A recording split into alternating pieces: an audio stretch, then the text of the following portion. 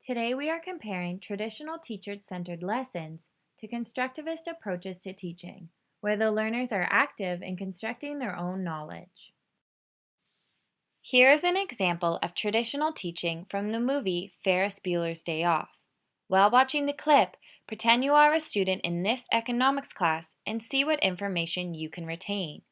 Also, take note of the way the lesson is perceived by the students featured in this clip. In 1930, the Republican-controlled House of Representatives, in an effort to alleviate the effects of the, anyone? The Great Depression, passed the, anyone? A tariff bill, the Hawley-Smoot Tariff Act, which, anyone, raised or lowered? Raised tariffs in an effort to collect more revenue for the federal government. Did it work? Anyone? Anyone know the effects? It did not work, and the United States sank deeper into the Great Depression. Today, we have a similar debate over this. Anyone know what this is, class? Anyone? Anyone? Anyone seen this before? The Laffer curve. Anyone know what this says? It says that at this point on the revenue curve, you will get exactly the same amount of revenue as at this point. This is very controversial. Does anyone know what Vice President Bush called this in 1980? Anyone? Something DOO economics. Voodoo economics. Now, time for a pop quiz on the lesson you just took part in. See how many of the following questions you can answer correctly. Number 1. In 1930, what bill was created? Number 2. This bill attempted to alleviate the effects of? And number 3. What did Bush call this principle in 1980? Chances are you and the other students in this lesson were unable to confidently answer all of these questions.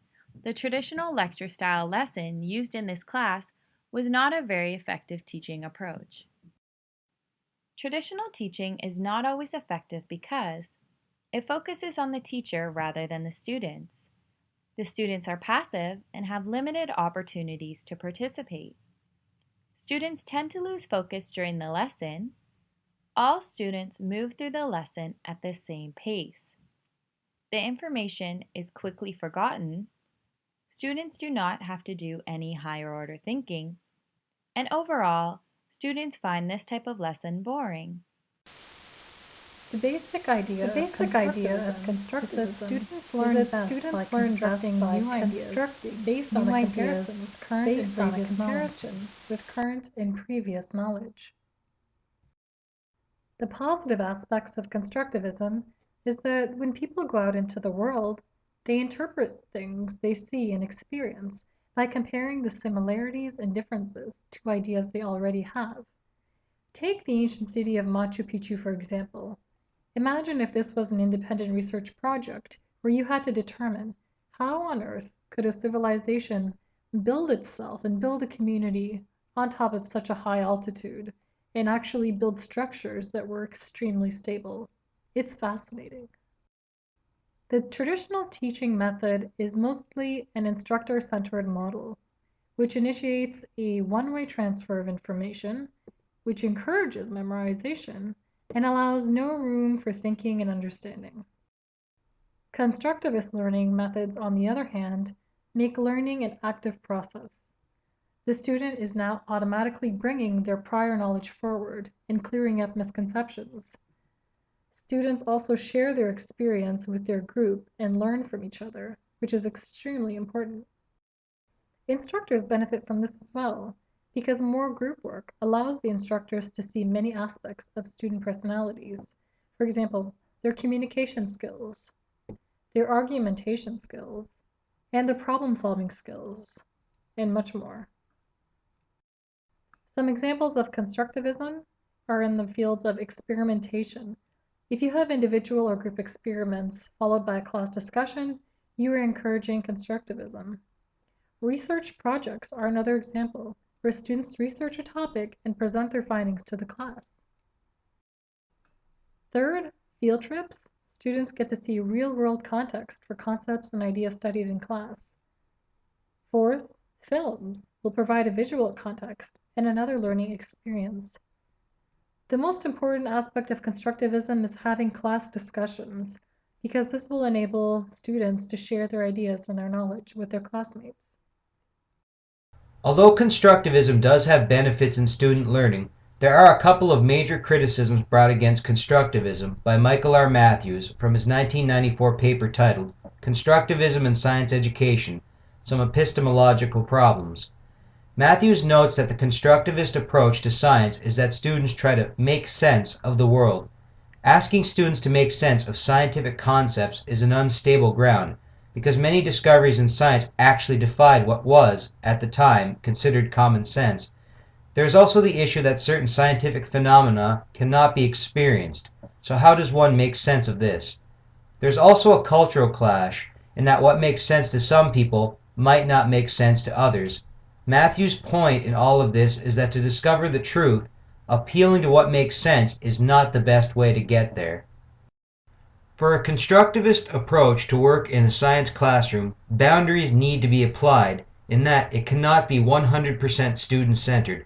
Science relies heavily on previously learned materials, so if there's a shaky or poorly built foundation on earlier concepts, learning current concepts will be difficult.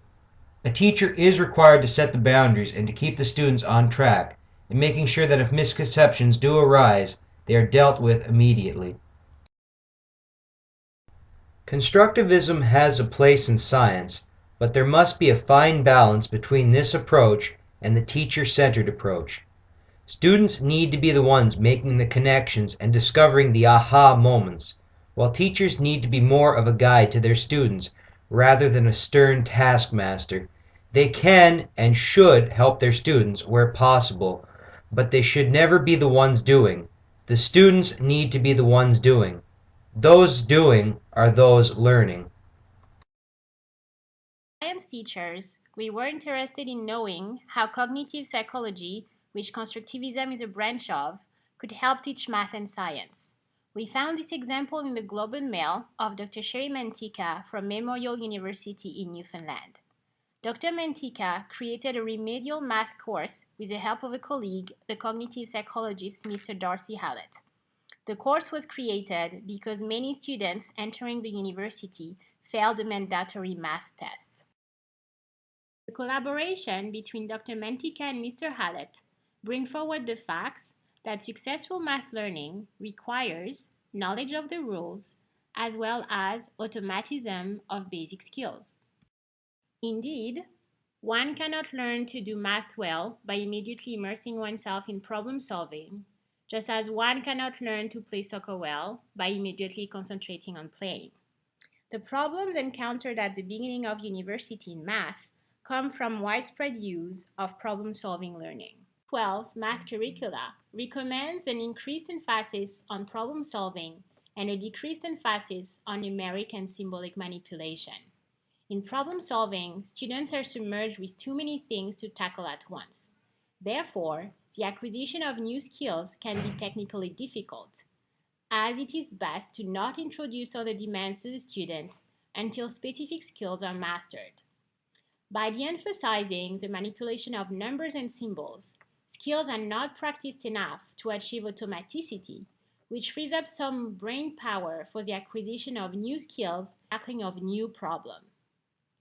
Relevant skills can be improved by practice, the substitution of efficient skills for cumbersome skills, and the use of shortcuts to reduce steps. But none of these are emphasized in modern curricula guided by the curriculum and evaluation standards for school mathematics in Newfoundland.